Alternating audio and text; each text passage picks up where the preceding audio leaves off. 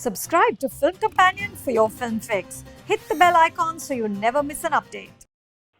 Ashwini, Nitesh, so lovely to see you. How are you guys doing?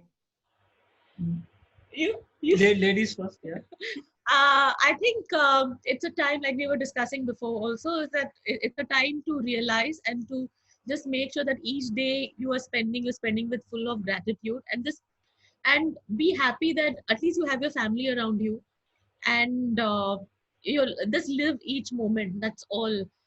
Because who knew which astrology said that there's going to be a stay at home or a virus which is going to start affecting us, and suddenly all of us would be at home. Yeah. So for me, that's a big realization, is that no amount of planning, no amount of that what will happen 2 महीने बाद या 5 महीने बाद, किसी को कुछ पता नहीं है. So just let's live this moment now. But of course, I have discovered cooking now. Someone who has not got into the kitchen for 17 years. There's a high time now that I got pushed into something, and also realization beckoned. I started finding interest in cooking. So this is something um, I'm enjoying now, and I relate cooking to filmmaking. That the costume has to be correct, the direction has to be correct, the actor performances have to be correct, the art and the costume cannot clash together. So those are the kind of things which I have learned, and I'm treating cooking like filmmaking. So everything has to be perfect. Are your alus and bindis performing properly? My aloo with bindi I think our audience in the case of cooking is our kids, and I think they're pretty happy. So she's doing a good job, I believe. Yeah, but the one person I think I have, I'm the chief lady. he's a chief AD, but I have converted him into cooking also. So here are two people who absolutely do not enter the kitchen, who love to eat. I love appreciating food and eating food a lot, but otherwise I'm pretty bad at it. Till the time I think even my mother called me and almost was like, oh God, what is going to happen? I hope you don't burst things, and I hope he gets to eat. I hope my grandchildren do not lose weight. So those are the kind of things. And you want to add? You said that my mother was doubting me all the time. Yeah, it's their mom's job, to doubt their kids, no matter how big they become.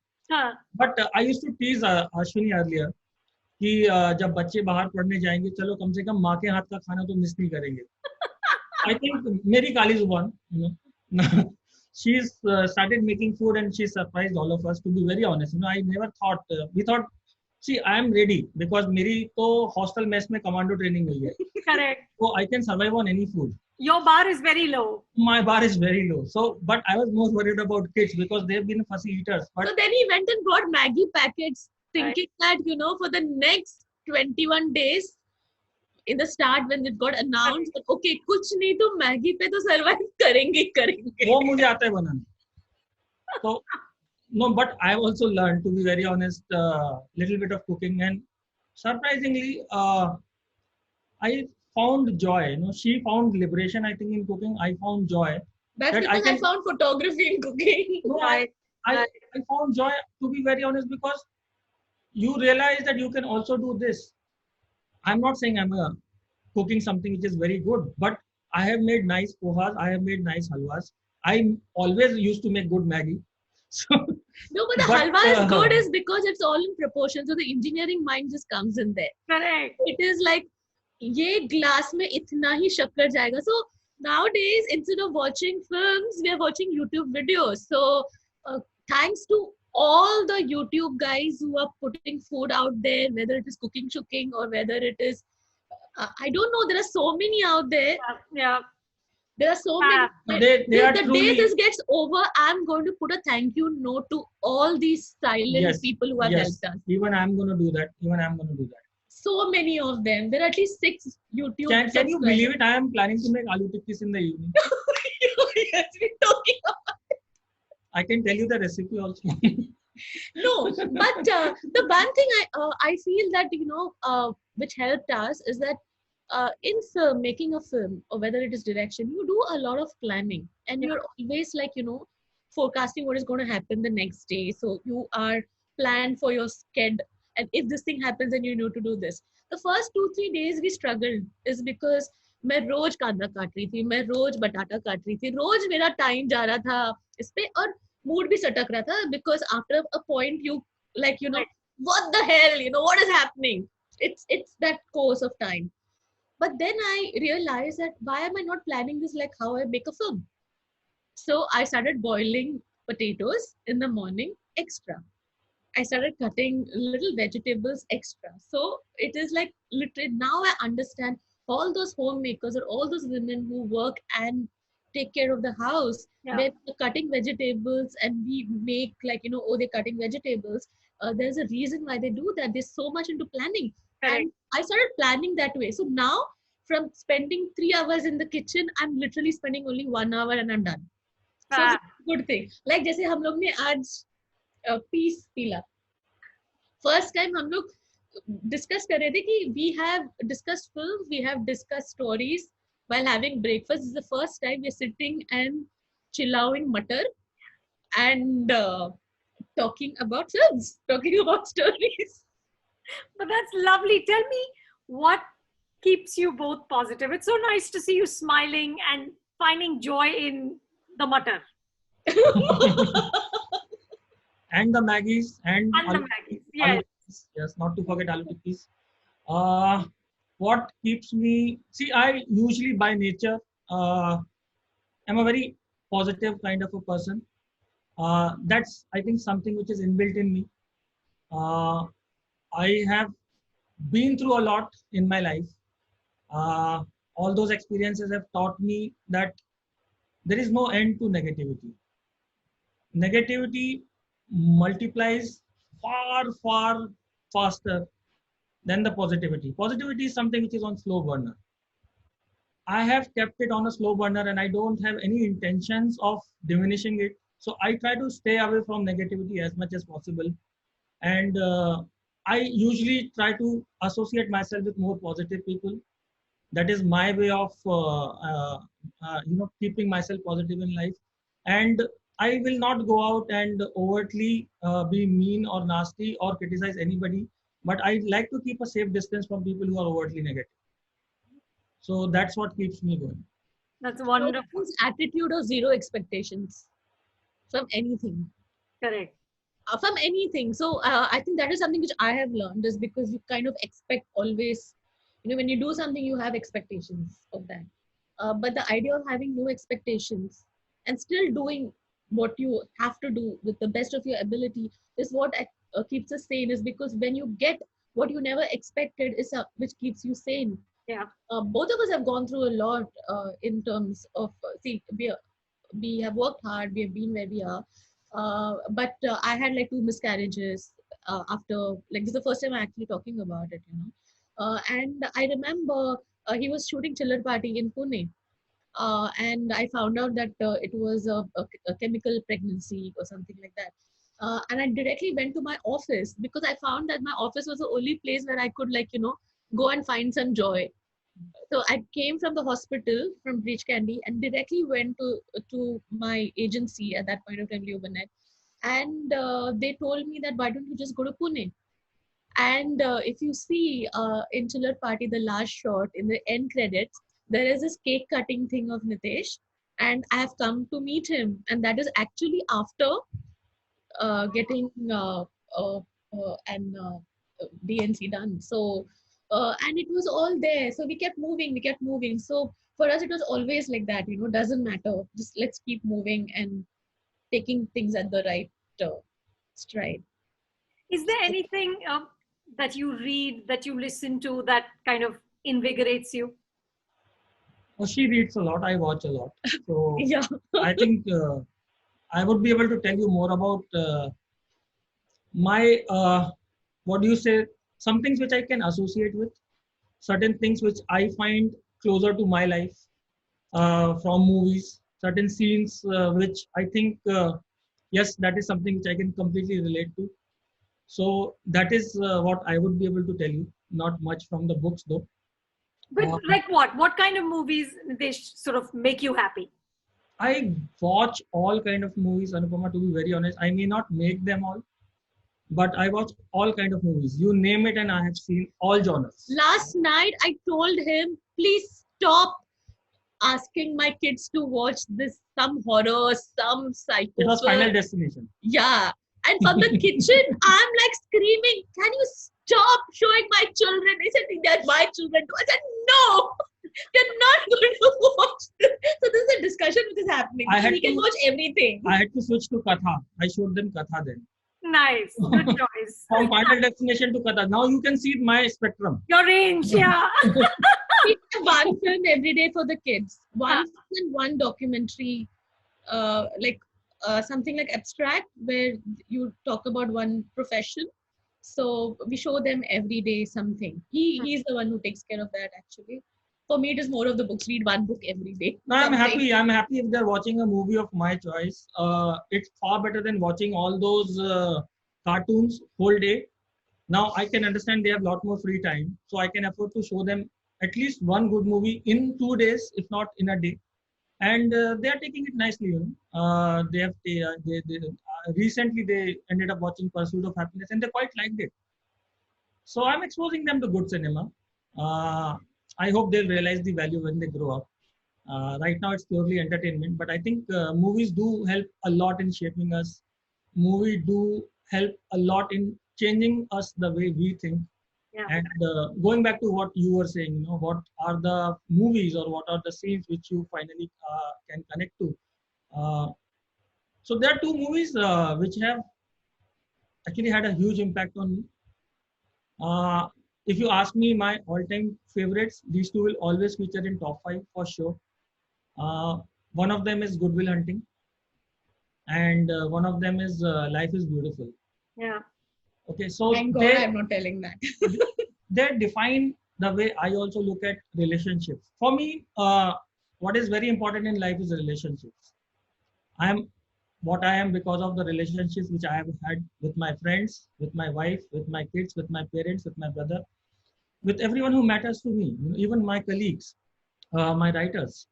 So if I were to tell you about these 3 scenes, my relationship with Ashwini is something I would define from a scene which is there in Good Will Hunting, where Robin Williams is having a chat with Matt Damon, and he talks about the perfection bit, and he talks about the idiosyncrasies which are there in all of us, and they are the ones which make you. It's far better than being perfect.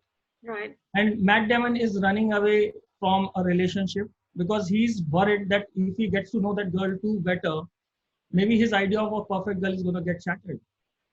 And Robin Williams tells him about his wife and her traits, and that is what he says. And his wife is no longer there because she succumbed to cancer, and he says, it's those imperfections which I miss the most. And he says, nobody's perfect. Everybody has flaws in this world, but you have to decide whether you are perfect for each other or not. Correct. And that is what it takes to make or break a relationship. So yes, I hope she's found her imperfections in me.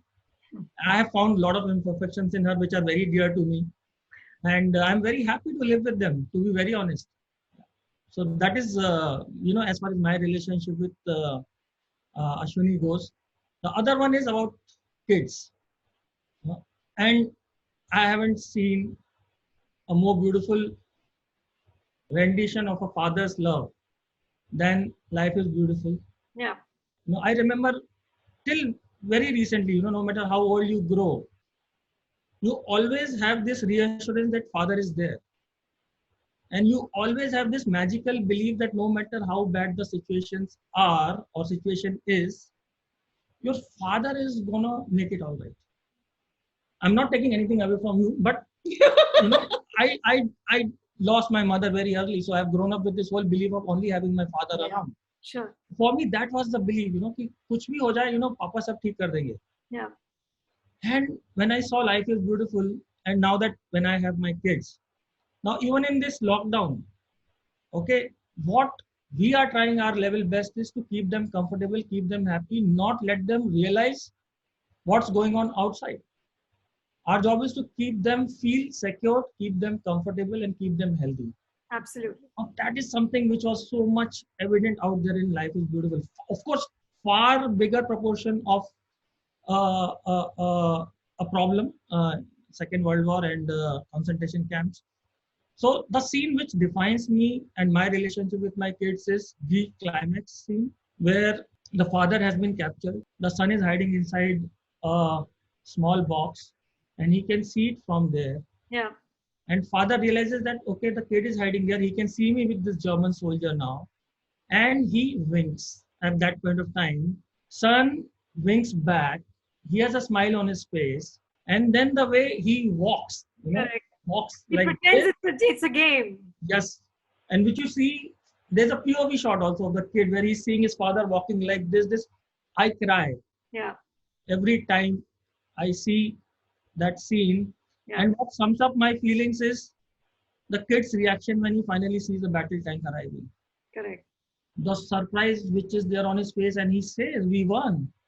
And that is what is my relationship. I would define with my kids. No matter how hard times will be, my job will always be to try and see if I can keep them comfortable and not let them realize what actually is happening.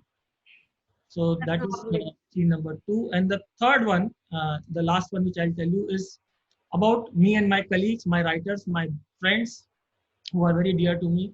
Is again, I'll go back to Good Will Hunting. That's something which has really, really impacted me. There's a scene where Ben Affleck is having a chat with Matt Damon. And Ben Affleck is saying, why are you rotting here? And Matt Damon says, what do you mean? He says, dude, when I'm 50, I'll be still working on this construction site, and that's fine because that's who I am. I'll give anything I have in life to have what you have, but I know I don't have it. And then he tells about the 10 best seconds of his life. He said, every morning when I come to pick you up, yeah, I hope you won't be there.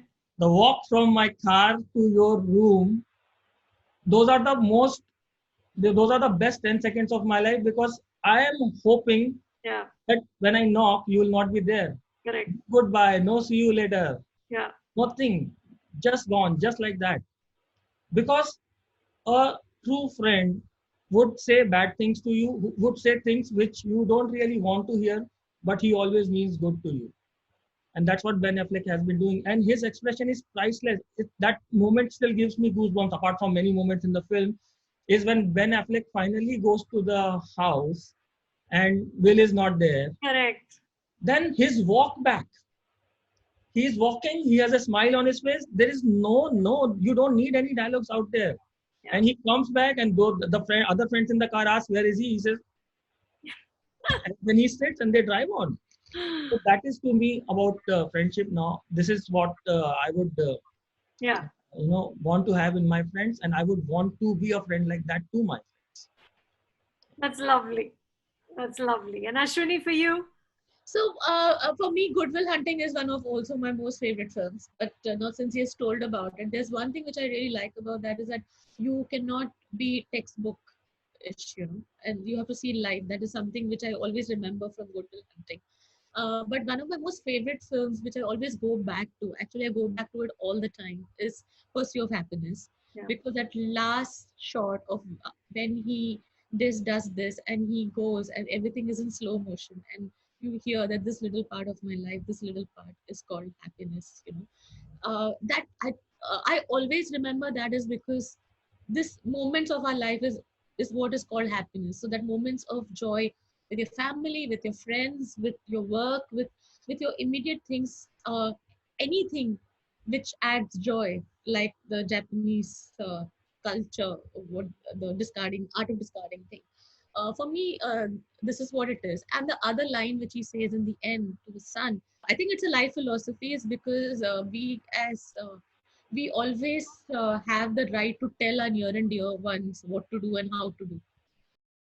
So it is that. So we always have this kind of overpowering nature that we have to tell our kids what to do. We have to tell our parents what to do at this point of time. I need to tell him what to do. So that kind of responsibility. And what he tells his son is that, when you have a dream, go follow it. Even if I am there, just do not listen to me. I'm just telling you the gist of it. Do not listen to me. Even I am no one to tell you what to do. And this is so important. It's like, just go follow your dream. No one has a right to tell you what you need to do and how you need to do it. If you have something in your mind, just go follow it. Correct. So this is something which I always feel. I always like to go back to his, and these are both the last shorts, and it sums up everything in life per se. The other one, there are only two. One is Murakami's. I love Murakami. I love his books, and he has written. I have to read this out, is because I don't want to say it wrong. He says, and this is so correct for every kind of adversity we have in life, whether it is now or whether it is later. We always come out as better human beings. We always come out as learning something, because there is something to learn in any kind of thing. And grass is always green on the other side when you are sane and everything is going all right. But when it comes to your side, you know that this is what it is and you can't do anything. So he says that once the storm is over, you won't remember how you made it through, how you managed to survive. You won't be sure whether the storm is really over. But one thing is certain, when you come out of the storm, you won't be the same person you walked in. Yeah, absolutely. So this is, I've always kept this with me. I always go back to some of his writings, which I really like. And the last one, which again goes to the same philosophy, is Roosevelt. And because we always bother about what other people will say, what are other people's opinion, we strive on the amount of likes we get on Instagram or what comments we have. We keep going back to see what were the likes and what were the comments. And this is what this life we are living in, you know, to have an inward appearance and an outward appearance, and this whole thing of being wanted and accepted in a social place. Yeah. He had said this in 1910. So he says, this is not the critic who counts, not the man who points out how the strong man stumbles, or where the doer of deeds could have done them better. The credit belongs to the man who is actually in the arena, whose face is marked by dust and sweat and blood, who strives valiantly, who errs, who comes short again and again, because there is no effort without error and shortcoming. But who does actually strive to the deeds? Who knows great enthusiasm, the great devotion? Who spends himself in a worthy cause? Who at the best knows in the end the triumph of high achievement?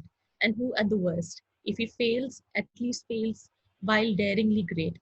So that is his place shall never be of those cold and timid souls who neither knew victory or defeat.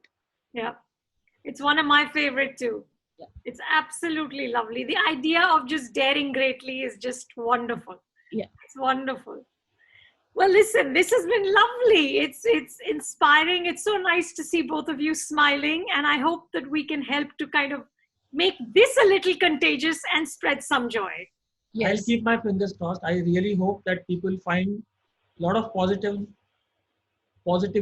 positiveness in their surroundings, and I hope they can stay strong and stay safe, and I hope we'll all come out much stronger from all this. Absolutely.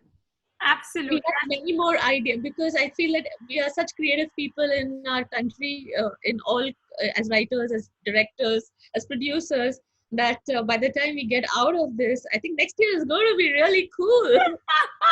We're going to have a whole lot of ideas out there. And it will be good for our industry, is because our industry will grow, because this is the time where everyone is going to come out with a lot of ideas. So as an industry as a whole, I just wish all of us good luck and all of us to like shine through next year. Absolutely. Looking forward to better and bigger things. Yes. Thank you so much, Anupama. Thank you so much. Bringing a smile to our face, making us back into our lives, and remember them very fondly. Thank you so much. Yes. Thank you. Bye, guys.